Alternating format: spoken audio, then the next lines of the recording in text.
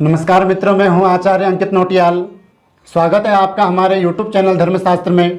जैसे कि आप जानते हैं कि हम इस चैनल के माध्यम से धर्म से संबंधित, पूजा पाठ से संबंधित, व्रत इत्यादि से संबंधित और ज्योतिष शास्त्र से संबंधित जानकारियाँ लाते रहते हैं।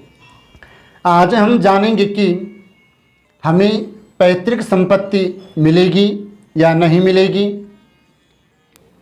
किस प्रकार से ये योग हमारी जन्म कुंडली में बनता है, किन किन ग्रहों से ये योग बनता है, और यदि ये योग हमारी जन्म कुंडली में बनता है तो हमें इसके लिए क्या उपाय करना चाहिए, इस पर आज हम बात करेंगे।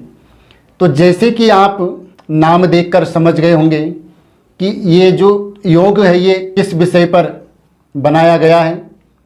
कई लोगों के प्रश्न आते हैं, कई लोग पूछते हैं कि क्या हमें अपने पिता की पैतृक संपत्ति मिल पाएगी या नहीं मिलेगी। कई लोगों का तो अपनी पैतृक संपत्ति के लिए लड़ाई झगड़े होते रहते हैं, केस चलता रहता है। कई लोगों को मिल जाती है पर उनको वो बेचनी पड़ती है। इसमें क्या कारण है, किन किन ग्रहों से ये योग निर्माण होता है, इस पर हम बात करते हैं। यदि आप अपने बच्चों की अपनी जन्म कुंडली बनवाना चाहते हैं या उनके भविष्य के बारे में, विवाह के बारे में, नौकरी के बारे में, पढ़ाई के बारे में, घर में कोई कलह कलेश लड़ाई झगड़ा रहता हो, व्यापार में कुछ हानि होती हो, लक्ष्मी स्थिर नहीं रह पाती हो, या घर का जो धन है वो बीमारी में ही जाता हो, इन सभी समस्याओं के लिए आप संपर्क कर सकते हैं। वीडियो के नीचे संपर्क सूत्र दिया गया है। आप कॉल के माध्यम से, मैसेज के माध्यम से अपने प्रश्न पूछ सकते हैं।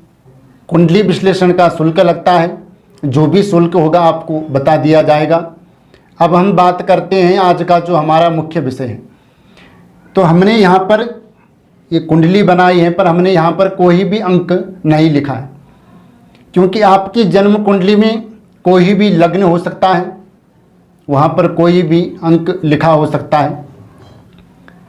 यहाँ पर सूर्य से ये योग निर्माण होगा। जन्म कुंडली के 12 भावों में से सूर्य कहीं भी बैठे हों, और सूर्य से गिनने पर सूर्य से 9वें भाव में और 10वें भाव में पाप या क्रूर ग्रह यदि बैठे हों, तो ऐसे जातक या जातिका को अपने जीवन काल में पैतृक संपत्ति कभी भी नहीं मिलती है। ये आप ध्यान रखें। किस प्रकार से जन्म कुंडली पे आपको समझाता हूँ। तो सूर्य हमने उदाहरण के लिए 4थे भाव में लिख दिया है। तो यहाँ से अब हम गिनेंगे। तो 1 2 3 4 5 6 7 8 9, 9वां भाव ये हुआ और 10वां भाव लग्न हुआ सूर्य से। तो इन दोनों भावों में आप देखेंगे पाप ग्रह बैठे हुए हैं, राहु केतु शनि मंगल। पाप ग्रह क्रूर ग्रह हैं, राहु केतु शनि मंगल पाप ग्रह और क्रूर ग्रह। इनमें से दोनों भावों में एक एक ग्रह बैठे हों, 2 बैठे हों, 3 बैठे हों, पर एक भाव में यदि पाप ग्रह होंगे सूर्य से 9वें 10वें में, तो योग नहीं बनेगा। दोनों भावों में एक एक पाप ग्रह भी यदि हों तो पूर्ण रूप से ये योग बनेगा। तो 9वां भाव जो हमारा होता है वो भाग्य और दुर्भाग्य का होता है, और यदि ये योग कुंडली में निर्माण हो रहा है तो जो हमारे भाग्य में है भी वो भी हमको नहीं मिलेगा। यदि आपको अपनी पैतृक संपत्ति मिल भी गई, यदि आपकी जन्म कुंडली में शुभ ग्रह हैं, बलाबल के अच्छे हैं, उच्च के हैं या मित्र के घर में हैं, और पैतृक संपत्ति यदि आपको मिल भी गई, तो ऐसी स्थिति आएगी कि आपको अपनी पैतृक संपत्ति बेचनी पड़ेगी। कई लोग अपनी पैतृक संपत्ति को अनाथ आश्रम में दान कर देते हैं, या गरीब बच्चों के लिए वहाँ कोई आश्रम बनवा देते हैं, या कोई धर्मशाला इत्यादि वहाँ बनवा देते हैं, पर उनको वो पैतृक संपत्ति अपने जीवन काल में नहीं मिलती है। चाहे वो किसी प्रकार से भी दान करें, किसी के नाम करें, पर अपने पास वो उसको नहीं रख सकते हैं। कई लोगों के साथ ऐसा हुआ है, कई लोगों के प्रश्न आए हैं, कई जन्म कुंडलियों पर ये योग हमने इसका शोध किया, तो 100 के 100% सत्य वो फलित हुआ है। इसीलिए मैं ये योग आपको बता रहा हूँ, ताकि आप भी किसी की जन्म कुंडली में ये योग देख सकते हैं और अपनी जन्म कुंडली में भी आप देख सकते हैं। बहुत ही सरल विधि से मैंने ये आपको बताया है। ये योग बन रहा है तो आपको क्या उपाय करने हैं?